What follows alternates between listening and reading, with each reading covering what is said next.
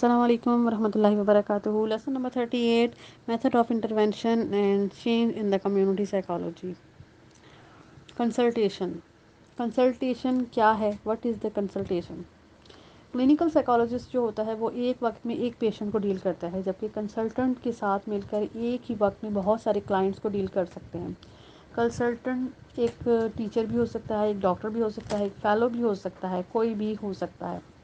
اس میں 3 پارٹیز شامل ہوتی ہیں. ایک کلائنٹ ہوتا ہے، ایک کنسلٹی ہوتا ہے اور ایک کنسلٹنٹ ہوتا ہے. Consultation is the process where by an individual the consultee who has responsibility for the providing a service to other. The client voluntarily consultants another person, the consultant, who is believed to possess some special expertise which will help the consultee provide a better service to his or her client.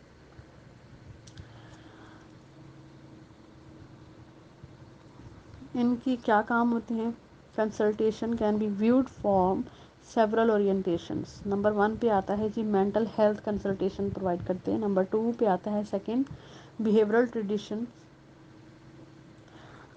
Number 3 جو ہے وہ ہے organizational orientation. Number first mental consultation means کہ mental health issues کے around کام کرتے ہیں. اور جو دوسرے ہیں second orientation develop out of the behavioral tradition, یہ بیہیویئر کے گرد جو ہیں کام کرتے ہیں. اور جو تھرڈ ہے وہ آرگنائزیشنل آن دا ایمفیسس، لائک آرگنائزیشن کو دیکھتے ہیں یا انڈسٹریز وغیرہ پہ کنسلٹیشن، انڈسٹریز کو کنسلٹیشن دیتے ہیں. جو سیکنڈ ہے بیہیورل ٹریڈیشن، یہ اسکول سیٹنگ میں زیادہ یوز ہوتی ہے.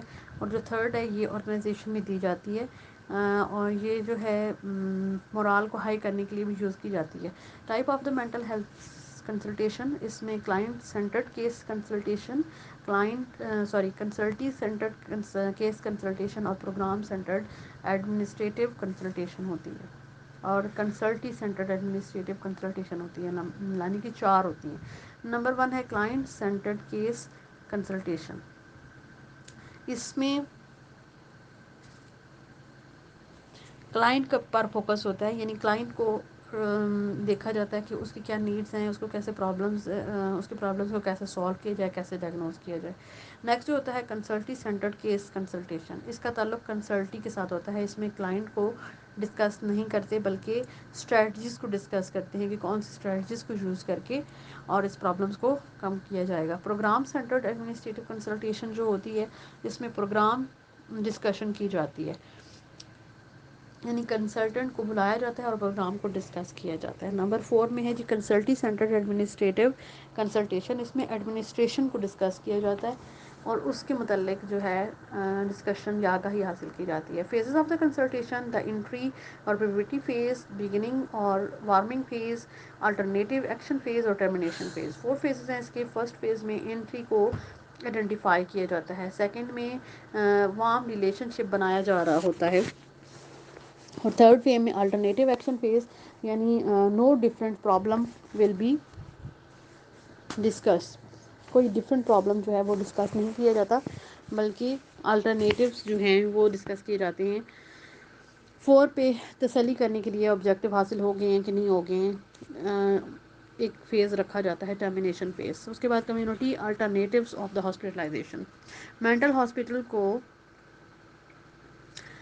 کرٹیسائز کیا جاتا ہے کہ ہسپتالوں کے اندر جو ہے community hospital, like for example mental hospital میں مریضوں کو جو ہے زیادہ دیر نہیں رکھا جاتا، کیونکہ وہ لوگ یہ سمجھتے ہیں کہ ان کے اندر جو ہے وہ ڈس آرڈر پیدا ہو گیا ہے، یہ سوسائٹی سے ہٹ کر ہو گئے ہیں، تو اس پہ کچھ کرٹیسائز کیا جانے لگا. تو پھر ہسپتالوں کے اندر ہی کمیونٹی ہاسپٹل بنا دیے گئے. تو اس کے بارے میں یعنی کمیونٹی ہاسپٹل کے بارے میں سوچا گیا اور تاکہ مریضوں کو اس قابل بنایا جائے کہ وہ معاشرے میں جا کے اپنا کردار ادا کر سکیں. اور ایسا ماحول ان کو دیا گیا کہ یہ کمیونٹی سائیکالوجی جو تھی وہ لوگوں کو جو ہے ریہیبلیٹیشن کرتی تھی کہ مریض کیسے جا کے اپنی سوسائٹی میں جا کے دوبارہ ایڈجسٹ ہوگا. ہاسپٹل کے پروسیس کو کٹ شارٹ کرنے کا ایک طریقہ ہے کمیونٹی لاڈج.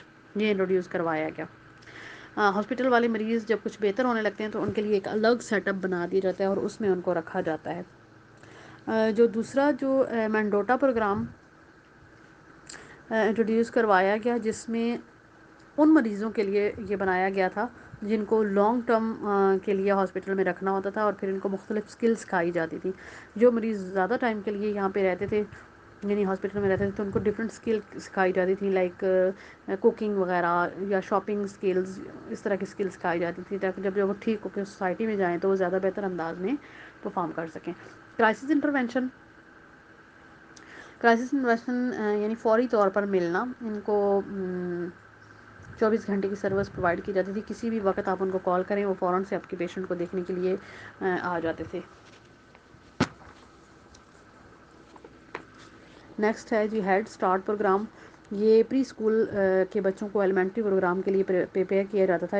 اس پروگرام کو ہیڈ اسٹارٹ پروگرامس کہا جاتا تھا. یہ بچوں کے لیے بنایا گیا تھا. اگر وہ بچے جو فائنینشلی جو ہیں وہ اسٹرانگ نہ ہوں تو ان کو فائنینشلی ہیلپ بھی کی جاتی تھی. Evaluation. Quality of services program کی جو اویلیویشن کی جاتی تھی کہ ہم جو سروسز پرووائڈ کر رہے ہیں وہ کس حد تک جو ہیں وہ فائدہ دے رہی ہیں. سیلف ہیلپ یعنی امپاورمنٹ، یعنی سیلف ہیلپ یعنی ارد گرد سے لی جاتی تھی، دوستوں سے، خاندان وغیرہ سے، ادھر ادھر سے.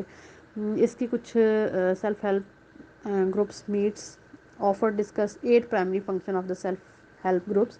8 اس کے فنکشن ہوتے تھے، like provide the emotional support to the member, یعنی آپ کو یہ تسلی ہے کہ کوئی آپ کو کنسول کر رہا ہے. The provide role model individual who have face the concerned problem that group members are dealing with. They provide way of understanding members' problem. They provide the important and relevant information.